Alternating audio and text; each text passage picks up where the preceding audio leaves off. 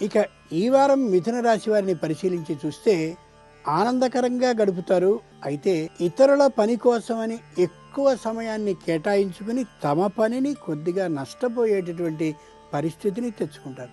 మృగశిర నక్షత్ర జాతకులు ఇతరులకే సహాయపడుతూ అవతలి వారి ప్రశంసని స్వీకరించడం కోసం అన్నట్లుగా చేస్తూ తమ అసలు కార్యక్రమాన్ని కొద్ది నష్టపోతూ ఉంటారు. కాబట్టి ఆ విషయంగా జాగ్రత్తలు తీసుకుంటే మృగశిర నక్షత్రం వాళ్ళకి లాభదాయకమైనటువంటి వారం ఇది.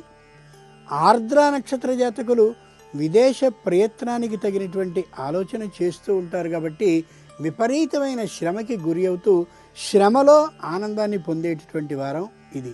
పునర్వసు నక్షత్ర జాతకులు రావలసినటువంటి బకాయిల్ని వసూలు చేసుకోవడం కోసమని తగిన ప్రయత్నాలని ప్రారంభిస్తారు. నిశ్చయంగా ఆ సొమ్ముని తిరిగి రాబట్టుకోగలుగుతారు.